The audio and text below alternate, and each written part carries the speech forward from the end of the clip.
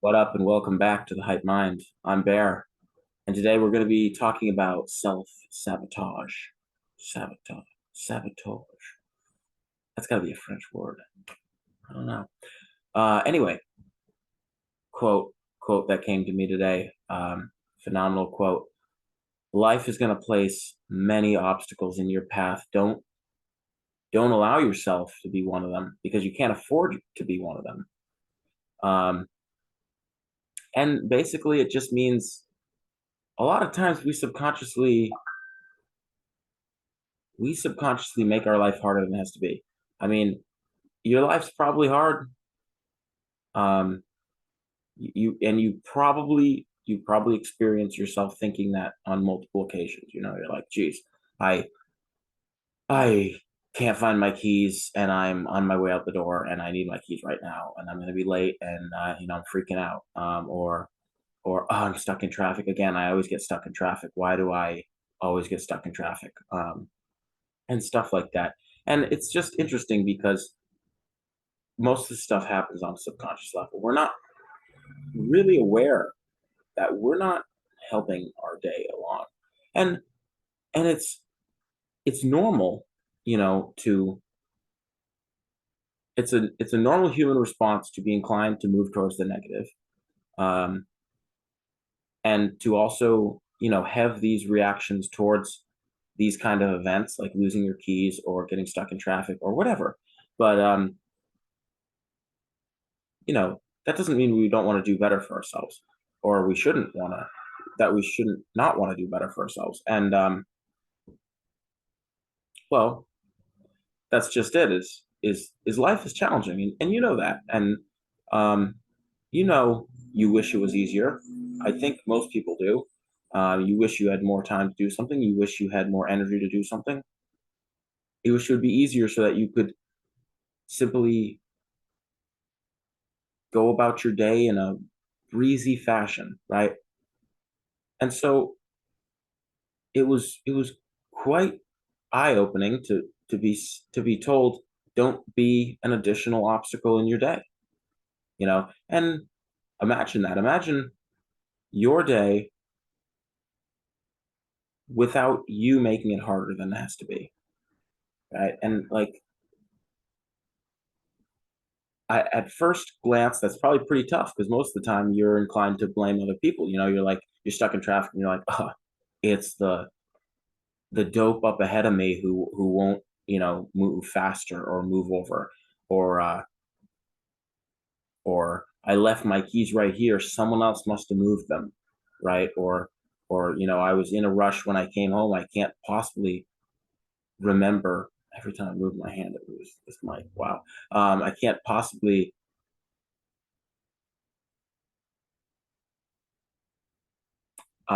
remember to focus while I'm coming home and place them down on the counter and remember that because I got so much going on. I can't help it. Um, but it brings to mind a quote by Marcus Aurelius from his book Meditations. He says, nothing exterior of your mind can affect you if you choose to not let it affect you, right? So ultimately, you have control over all these things. You have control over the way you react to things. So that's a big one, right? Because the way we react to things actually makes the obstacles in our life bigger than they have to be, or it puts additional obstacles in our life, right? And when I first experienced this quote, it was in a topic of discussion related to how we spoke about ourselves, right? So, like I said, self-sabotage. Um, being careful what you're saying, right? Because sitting there and saying it's someone else's fault or I can't possibly do better, like that's not it's not encouraging. It's not positive. It's not a positive mindset or conversation you're having, or statement you're making, or what have you.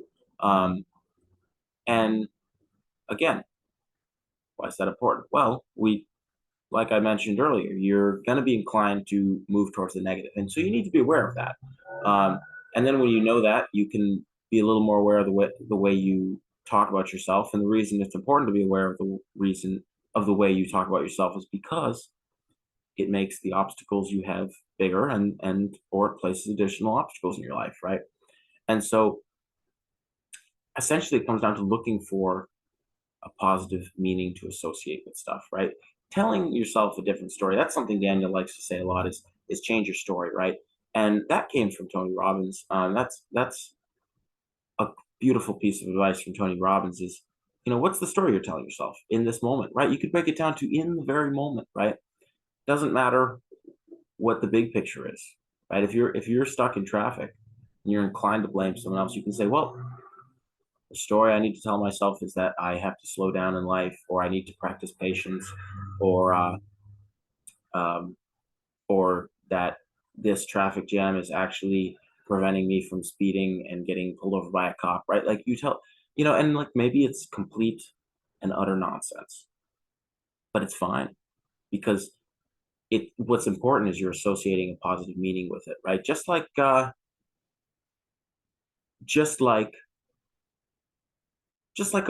like the way a lot of men handle rejection, for example. They get rejected. They say, "Well, it's because I'm not good looking enough," or something. Oh, women probably say the same thing. Um, and like that's negative self-talk. That's placing an additional obstacle. Now the obstacle in your path is the fact that you're not good looking, apparently, right? When really, like that doesn't matter. Like, you know, um, how does it benefit you to say that? Unless it motivates you to become better looking. But like, how are you going to do that? I mean, I wouldn't be inclined to recommend plastic surgery. Um, I mean, there's a lot of technicals to it, but the bottom line is you shouldn't be speaking about yourself in such a negative manner. It doesn't benefit you. Um, if you get rejected and you aren't good looking, you can be like, well, you know, I'll have better luck next time, I'm sure. And then you can analyze the reasons you don't think that you had such good luck this time. And maybe one of them is physical appearance. Maybe you need to dress better. Who knows? And you could proactively work on that. But the thing is,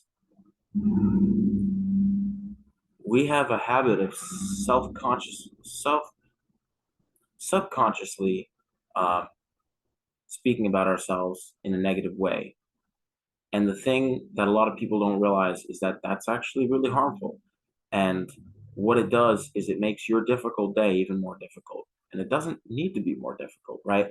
So the big the big takeaway is you can actually improve your day considerably if you simply take the duster to these cobwebs that you weren't aware of.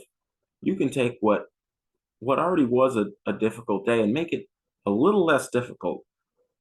Because some of the things that make it difficult you can't control. You can't control the traffic jam. You can't control the car breaking down. You can't control um, someone by mistake eating your lunch at work. You can't control the kids getting sick. You can't control uh, the snow day for school, whatever, right? You can't control these things, but you can control how you react and respond to them and how you talk about yourself in regards to things that happen to you. My car broke down. I'm such an idiot for not, taking it to a shop sooner. I knew it was having problems. It's like that doesn't do any good. It doesn't do any good, right? So there's part of your difficult day in seeing stuff like the car breaking down. But it only becomes more difficult when you let yourself drag yourself down more, when you let yourself put another obstacle in your path, right? Versus saying, well, it broke down. I guess I learned, my lesson the hard way. But thank God for rental cars, and you pick up the phone, you call a rental car company, and like you you get over the problem at hand much quicker. So yeah, don't let yourself be another obstacle in your day. Become a little more conscious. and take what's already a difficult day. Be grateful that it's a difficult day, that you have challenges to overcome, and don't add any unnecessary challenges. From all of us here at the Hype Mind, peace. Take it easy.